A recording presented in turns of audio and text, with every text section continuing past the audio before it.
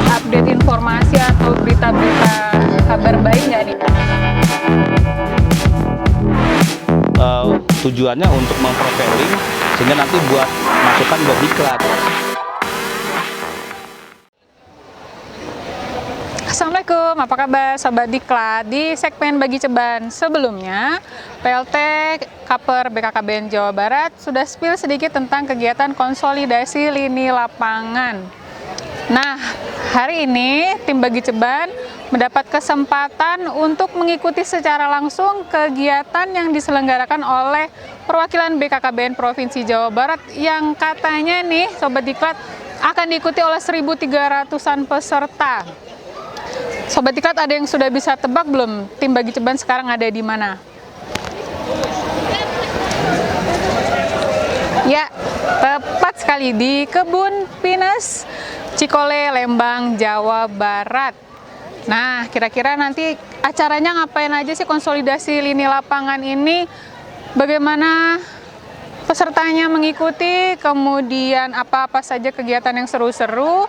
Nanti tim Bagi Ceban akan keliling meliput kegiatannya dan kita akan mencari nih narasumber-narasumber yang bisa kita ajak ngobrol di Bagi Ceban. Stay tune Sobat Diklat, salam Bagi Ceban, berbagi ilmu, cerita bersama narasumber.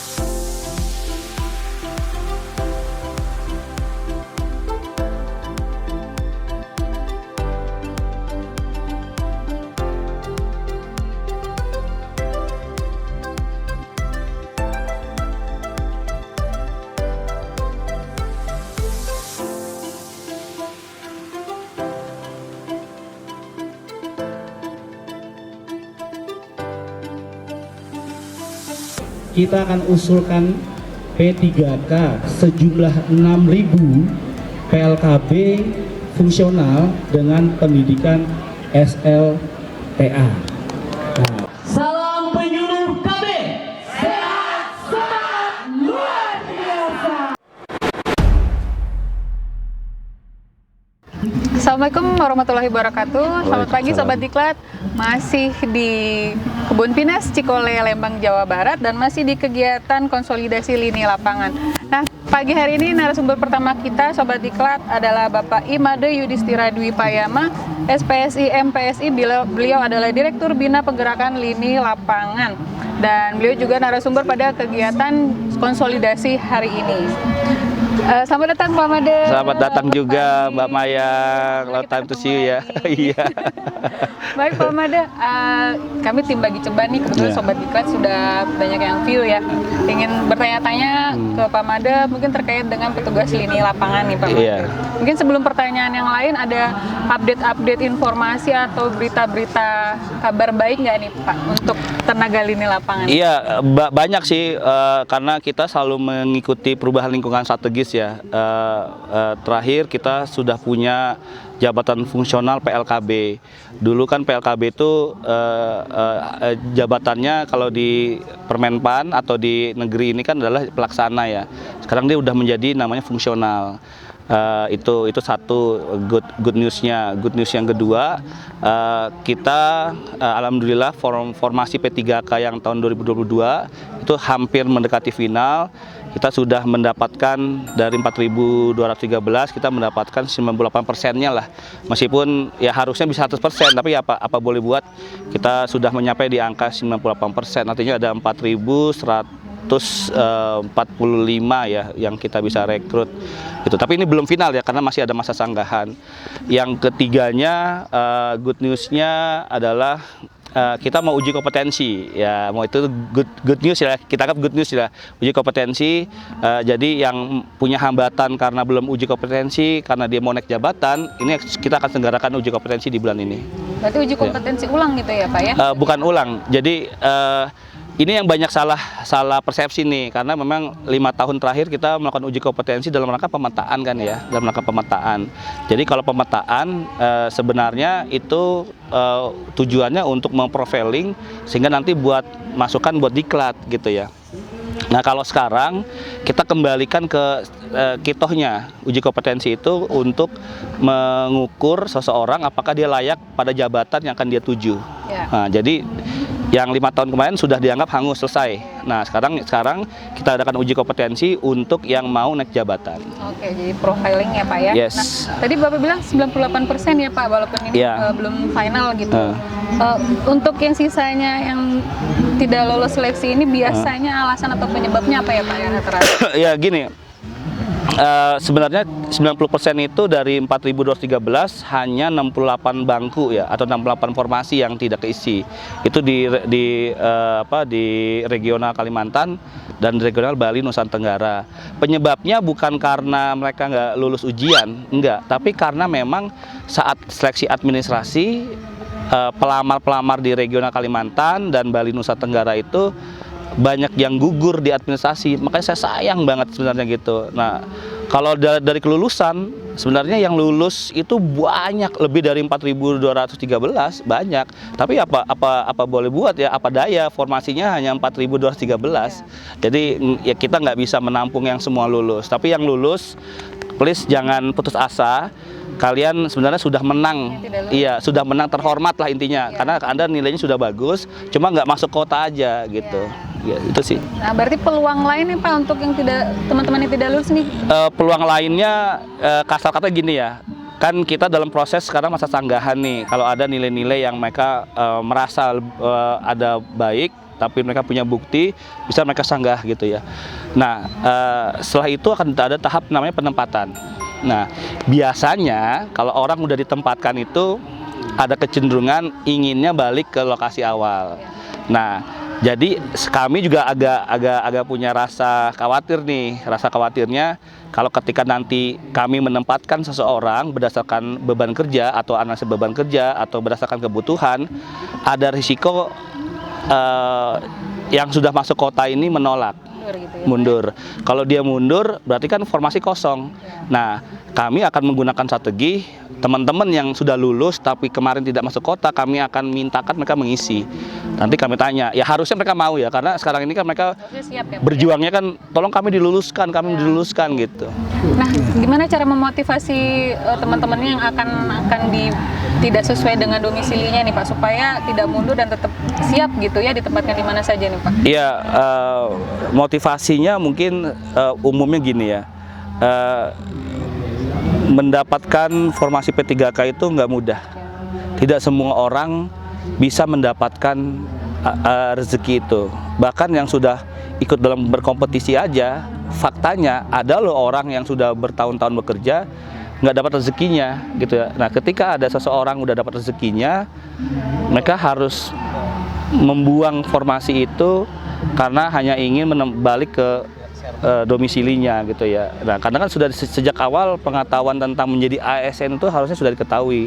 Apa ya, ASN itu harus siap ditempatkan di mana saja, kayak Mbak Mayang kan dari Jakarta harus pindah ke Garut gitu. Itu bukan kemauan tapi tugas gitu ya. Ya itulah format ASN. Jadi sayang sebenarnya. Jadi teman-teman yang sudah lolos, sebenarnya saya menghimbau, ayolah nikmati, syukuri rezeki, bukan nikmati, harus syukuri rezekinya dengan cara kita siap menjadi ASN P3K dan siap melayani masyarakat. Ya. Itu yang jauh lebih penting. Harus siap menerima. Iya, ya, Pak, ya? Iya, siapapun masyarakatnya, nggak harus masyarakatnya Kabupaten Bogor. Ya, kalau dia tempatkannya di Garut, ya nggak apa-apa, kan sama-sama juga masyarakat juga gitu. Iya, betul. Nah, ini tadi di awal Bapak sudah informasikan bahwa sekarang PLKB menjadi jabatan fungsional ya. Masih Iya. ke depannya Pak, masih proses ya Pak? Ya? Sudah, tinggal kita ya? nyiapin atributnya aja. Oke, siap. Nah, infonya bahwa ini minimal pendidikan SMA betul ya Pak? Iya, pendidikan SMA. Nah, ini berarti peluangnya lebih banyak lagi. Ini berarti untuk PLKB yang kemarin ya Pak ya, atau membuka seleksi baru? Iya, sebenarnya kami membuat jabatan fungsional PLKB itu punya beberapa maksud atau beberapa tujuan. Tujuan pertamanya yang paling yang paling reaktif ya, itu adalah karena kami ingin mengusulkan P3K dengan formasi SMA. Kenapa? Karena PLKB non ASN banyak yang SMA gitu ya. Jadi kami bisa mengusulkan jabatan itu untuk P3K kalau sudah punya regulasinya.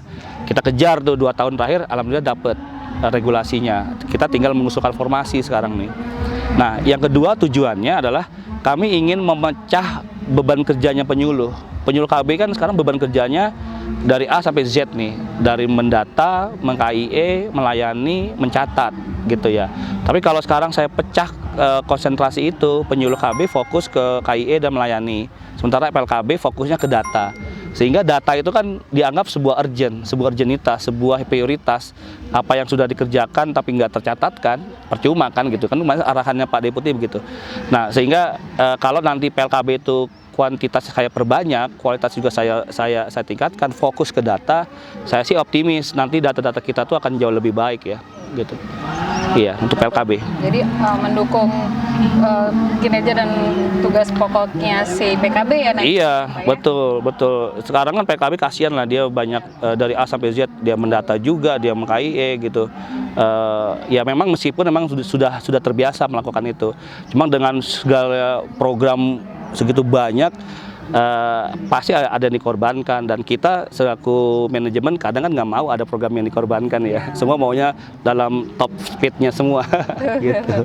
Betul sekali Pak. Nah, terakhir nih Pak Made mungkin bisa kasih motivasi dan pesan-pesan untuk teman-teman yang kemarin tidak lolos seleksi P3K ya Pak, untuk supaya lebih tetap semangat untuk ikut lagi nih berikutnya. Iya, mungkin gini ya, motivasi saya, bukan motivasi ya, kayak saya memberikan sebuah speech yang mungkin ini bisa direnungkan ya.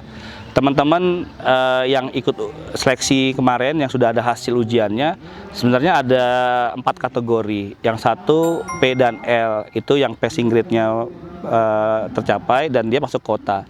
Ada juga yang hanya P itu dia lolos di atas passing grade juga gitu. Ada yang tidak lolos itu artinya dia di bawah passing grade.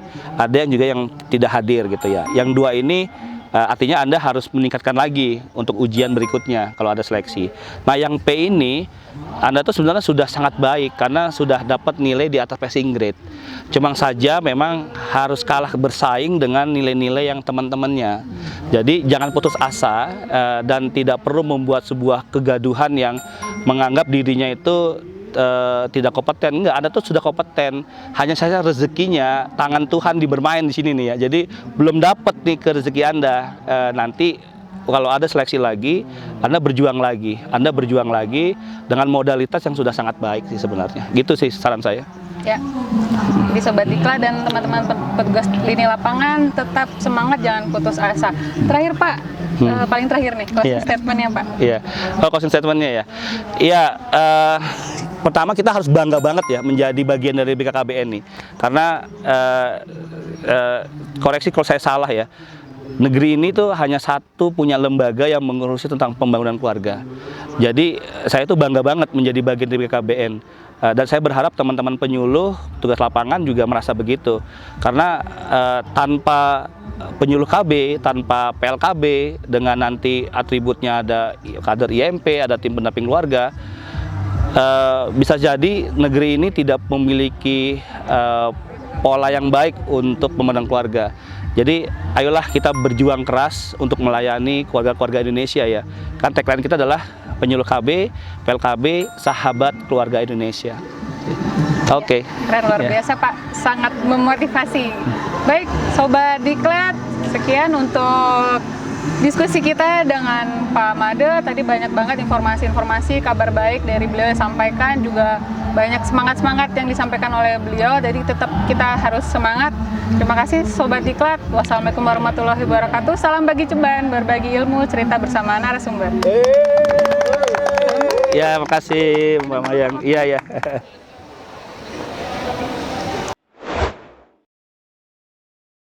Hai Sobat Diklat, di segmen nanti tim Bagi Ceban akan meliput kegiatan dan kita akan kenapa? Hah? Mungkin ada habis baterai. Wah. Jago gue actingnya ya.